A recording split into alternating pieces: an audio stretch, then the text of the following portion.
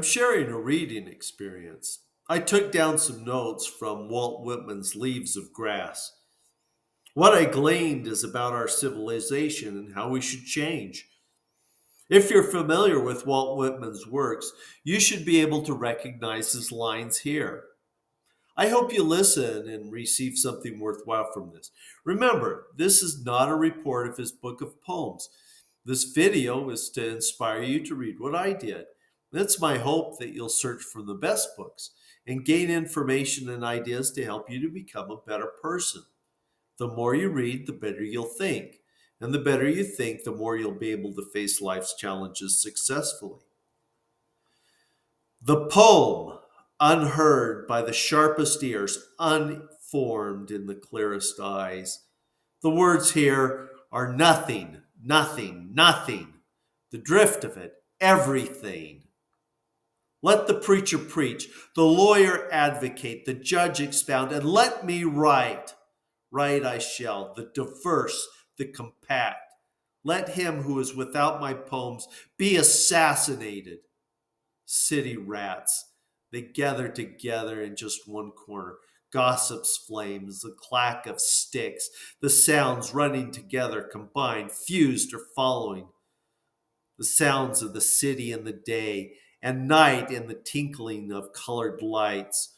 Old cautious huckster, treacherous lip smilers, the stupid and the crazy. House of madness and sin, crumpled, crushed, each for each.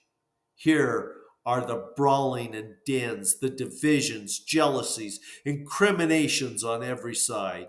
Faces and faces and faces of people of slack faith. The devilish and the dark crawling things in slime and mud, poisons, the barren soil, the evil men, the slag and hideous rock, full of rotten excrement of maggots. A nation once powerful with majestic men, toilers, sailors, and soldiers, great women, helpers of children, are now reduced, withdrawn, and desolate. Only fanged glittering is left. The only sun is dead, dead, dead with the songs of insurrection. The words of the inhabitants are weapons full of danger, full of death, bathed in rebellion's perfumed. They search for war, red war. The wounded are not healed, the walking are dead. Freedom, poisoned by toleration, swayed by law, masses following leaders who do not believe in salvation. They believe in violence, poverty, anger, division, death under the breastbones, hell under the skull bones. Hear the sobbing of the church bells. Listen, America, son or daughter, can I love what hates? With the key of softness, unlock the locks. Rise from a coffin death. Sad, oh so sad are the dead with their silent eyes. A waft autumn leaf dropped in a closing grave. The shoveled earth, the wailing words, then silence for the utterly lost. O helpless vapor in your buying, selling, eating, drinking, suffering. O beautiful lost soul, always dying in your living. As if a little child who peeked in at the door and then drew back. Now old, you have lived without purpose and feel it with bitterness worse than gall. The clock indicates the moment, but what does eternity indicate? O bafflers of the grave, I will show that nothing is more beautiful than death. Faithful and friendly are the arms that help each who passes. The soul forever and forever. Longer than soil is brown and solid, longer than water flows. O struggling soul of man, if no scholar were to ever see your name in print, are Are you any less endless? Are you any less beautiful with an ugly face? I sing the body electric, not something made of wood or stone. Each of us is inevitable and limitless. Each of us here as divinely as any is here. The poems of the body are of the soul. Wisdom is not found in schools, but the soul. Souls take us on the grand roads of the universe. Lo, soul, seest thou not God's purpose? Worship.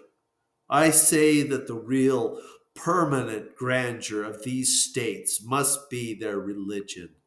Otherwise, there is no real and permanent grandeur. There is no character of life without religion. Walking the old hills of Judea with the beautiful and gentle God by my side, I understand the large hearts of heroes, courage, and the calmness of martyrs.